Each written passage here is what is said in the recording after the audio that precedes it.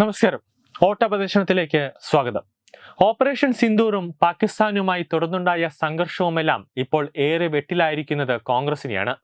ശക്തമായ ഒരു നിലപാട് സ്വീകരിക്കുന്നതിന് പകരം വ്യത്യസ്തങ്ങളായ അഭിപ്രായങ്ങൾ കോൺഗ്രസ് നേതൃത്വത്തിൽ നിന്നും ഉയരുന്നത് കോൺഗ്രസിന്റെ വോട്ട് ബാങ്കിനെയാണ് വീണ്ടും പ്രഹരമേൽപ്പിക്കാൻ പോകുന്നത്.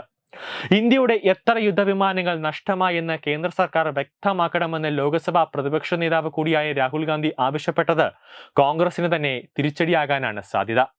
കാരണം ഇന്ത്യ പാക് സംഘർഷത്തിൽ ഇന്ത്യയുടെ ഭാഗത്ത് എന്ത് ചെറിയ നഷ്ടമുണ്ടായാൽ പോലും അത് പുറത്തു വരരുത് എന്ന് ആഗ്രഹിക്കുന്നത് സൈന്യമോ ഭരണകൂടമോ മാത്രമല്ല, പൊതുസമൂഹവും കൂടിയാണ്. ഇപ്പോഴുണ്ടായ സംഘർഷത്തിൽ ഇന്ത്യൻ സൈന്യം പാകിസ്ഥാനെ തരിപ്പണമാക്കിയെന്നത് ലോകം അംഗീകരിക്കുന്ന ഒരു യാഥാർത്ഥ്യമാണ്. കറാച്ചിയിലും സൈനിക ആസ്ഥാനമായ റാവൽപിണ്ടിയിലും വരെ ഇന്ത്യൻ സൈന്യം ആക്രമണം നടത്തിയെന്ന് ഒടുവിൽ പരസ്യമായി സമ്മതിച്ചത് പാക് പ്രധാനമന്ത്രി ഷഹബാസ് ഷെരീഫ് കൂടിയാണ്.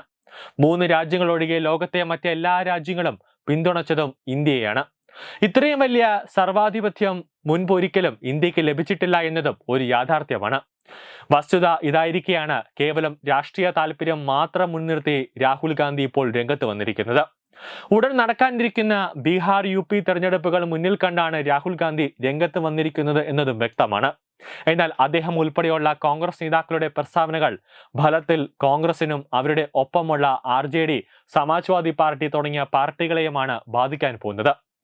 കാരണം രാഷ്ട്രീയമായി BJP എതിർക്കുന്നവരും പ്രത്യയശാസ്ത്രപരമായി വിയോജിപ്പ് രേഖപ്പെടുത്തുന്നവരും ഉൾപ്പെടെ പഹൽഗാം ഭീകരാക്രമണത്തിന് പ്രതികാരമായി കേന്ദ്ര സർക്കാർ സ്വീകരിച്ച നിലപാടുകളെ അംഗീകരിക്കുന്നവരാണ്.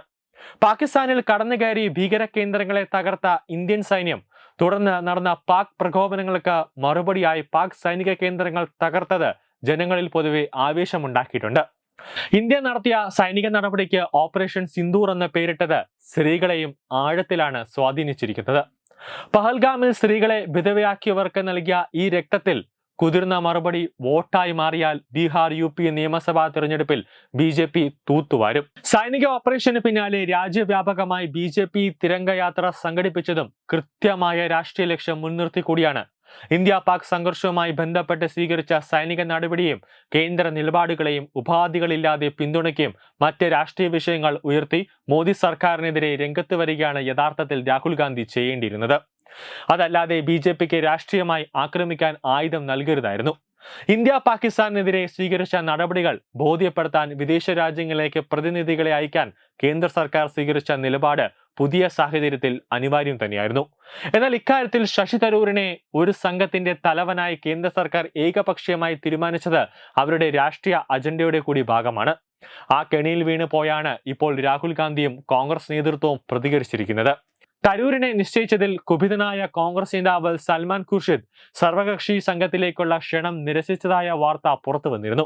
ഇതോടെ ഇന്ത്യ മുന്നണിയിൽ നിന്നും കോൺഗ്രസ് ഒറ്റപ്പെട്ടിരിക്കുകയാണ്. മൊത്തത്തിൽ തന്നെ CPM, മുസ്ലിം ലീഗ്, DMK, NCP തുടങ്ങി ഇന്ത്യ മുന്നണിയിലെ മറ്റു പാർട്ടികൾ എല്ലാവരും കേന്ദ്ര സംഘവുമായി സഹകരിക്കാൻ തീരുമാനിച്ച ഘട്ടത്തിൽ തന്നെ കോൺഗ്രസ് എടുത്ത അപക്വമായ നിലപാട് രാഷ്ട്രീയ നിരീക്ഷകരെയും അത്ഭുതപ്പെടുത്തിയിട്ടുണ്ട്. കോൺഗ്രസ് നിർദ്ദേശം തള്ളി ശശി തരൂർ കേന്ദ്ര സംഘത്തിൽ പോകുമെന്ന് ഉറപ്പായ പശ്ചാത്തലത്തിലാണ് അദ്ദേഹത്തിന് പാർട്ടി അനുമതി നൽകിയതായി പറഞ്ഞ് തലയൂരാൻ നിലവിൽ കോൺഗ്രസ് നേതൃത്വം ശ്രമിച്ചിരിക്കുന്നത്.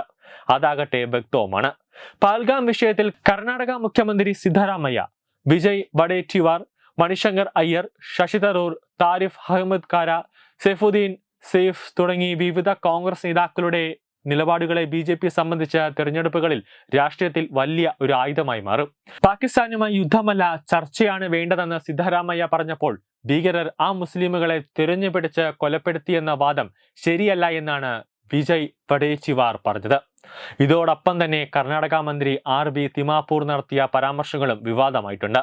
പാകിസ്ഥാന് വെള്ളം നൽകുന്നത് തടയരുത് എന്ന വാദം ഉയർത്തിയാണ് മറ്റൊരു നേതാവ് സൈഫുദ്ദീൻ സോസ് രംഗത്തെത്തിയത്. ഇതിനെല്ലാം പുറമെ കേന്ദ്ര സർക്കാർ മുസ്ലിമുകളോട് വിവേചനം കാണിക്കുന്നതാണ് ആക്രമണത്തിന് വഴിയൊരുക്കുന്നതെന്ന ഗുരുതരമായ ആരോപണവുമായി പ്രിയങ്ക ഗാന്ധിയുടെ ഭർത്താവ് റോബർട്ട് വദ്രയും രംഗത്ത് വരികയായിരുന്നു. കോൺഗ്രസിനെതിരെ പാർട്ടിക്കകത്ത് നിന്നും പോലും വലിയ രൂപത്തിലുള്ള പ്രതിഷേധത്തിനാണ് ഈ പ്രസ്താവനകൾ വഴി ഇട്ടിരിക്കുന്നത്. തുടർന്ന് ചേർന്ന കോൺഗ്രസ് പ്രവർത്തക സമിതി യോഗം പഹൽഗാം ആക്രമണത്തിന് പിന്നിൽ പാകിസ്ഥാനാണെന്നും സുരക്ഷാ വീഴ്ച പരിശോധിക്കണമെന്നും പറഞ്ഞ നിലപാട് മയപ്പെടുത്തുകയാണ് ഉണ്ടായത്. ഇക്കാര്യത്തിൽ കേന്ദ്ര സർക്കാർ സ്വീകരിക്കുന്ന ഏത് നടപടിയും പിന്തുണയ്ക്കുമെന്നാണ് മല്ലികാർജ്ജുന ഖാർഗെയും രാഹുൽ ഗാന്ധിയും പ്രഖ്യാപിച്ചിരുന്നത്. അതേ രാഹുൽ ഗാന്ധിയാണ് ഇപ്പോൾ എത്ര യുദ്ധവിമാനങ്ങൾ നഷ്ടപ്പെട്ടു എന്ന് ചോദ്യമുയർത്തി വീണ്ടും വിവാദത്തിന് തിരികൊളുത്തിയിരിക്കുന്നത്. ഇതാണ് വ്യാപകമായ വിമർശനത്തിന് കാരണമായത്. ഒരു എയർഫോഴ്സ് പൈലറ്റ് പോലും ഇന്ത്യക്ക് നഷ്ടപ്പെട്ടിട്ടില്ല എന്നത് സൈന്യം തന്നെ വ്യക്തമാക്കിയിട്ടുള്ള കാര്യമാണ്. പാക് സൈന്യത്തിന്റെ ആക്രമണങ്ങളെ ഇത്രയധികം ഫലപ്രദമായി പ്രതിരോധിച്ച മറ്റൊരു കാലവും ഇന്ത്യക്ക് ഉണ്ടായിട്ടില്ല എന്നതും പച്ചയായ യാഥാർത്ഥ്യമാണ്.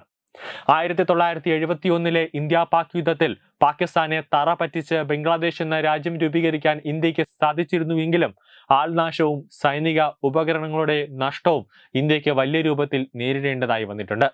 അന്നത്തെ പല സൈനിക രഹസ്യങ്ങൾ ഇന്നും പുറത്തു വന്നിട്ടില്ല, ഇനിയങ്ങോട്ട് വരാനും പോകുന്നില്ല. ആ ചരിത്രം ഓർത്തിരുന്നുവെങ്കിൽ യുദ്ധവിമാനം നഷ്ടമായോ എന്ന ചോദ്യം രാഹുൽ ഗാന്ധി ചോദിക്കില്ലായിരുന്നു. 1971 സമാനമായ ഒരു യുദ്ധപ്രഖ്യാപനവും നടത്താതെയാണ് ഇന്ത്യ ആണവ രാജ്യമായ പാകിസ്ഥാനെ നേരിട്ടത്. അവരുടെ സൈനിക ആസ്ഥാനവും വ്യവസായ തലസ്ഥാനവും ഉൾപ്പെടെ ടാർഗറ്റ് ചെയ്ത് അടിച്ചതും രണ്ടും കൽപ്പിച്ചു തന്നെയാണ്. ആണവ രാജ്യത്തെ ആക്രമിക്കാൻ ഒരു രാജ്യവും ധൈര്യം കാട്ടില്ല എന്ന ലോകത്തിന്റെ പൊതുബോധമാണ് ഇന്ത്യ ഇപ്പോൾ തച്ചുടച്ചിരിക്കുന്നത്. തന്റെ മുത്തശ്ശിയായ ഇന്ദിരാഗാന്ധിയുടെ ചങ്കൂറ്റത്തെ പലപ്പോഴും ഓർമ്മപ്പെടുത്തുന്ന രാഹുൽ ഗാന്ധി BJP-കാരനാണെങ്കിൽ നരേന്ദ്രമോദി കാണിച്ച ചങ്കൂറ്റത്തെയും അംഗീകരിക്കാൻ തയ്യാറാവണം. ഒരു രാജ്യത്തിന് മുന്നിലും കീഴടങ്ങാതെ ലോകത്തിന് മുന്നിൽ ഇന്ത്യ തലയെടുപ്പോടെ നിൽക്കുമെന്നാണ് ഈ രാജ്യത്തെ ജനങ്ങൾ ആഗ്രഹിക്കുന്നത്. പാകിസ്ഥാനുമായി ഇന്ത്യക്കുള്ള വൈര്യം ഓരോ ദേശസ്നേഹിയുടെയും സിരകളിൽ പടന്നുകയറിയ വികാരമാണ്.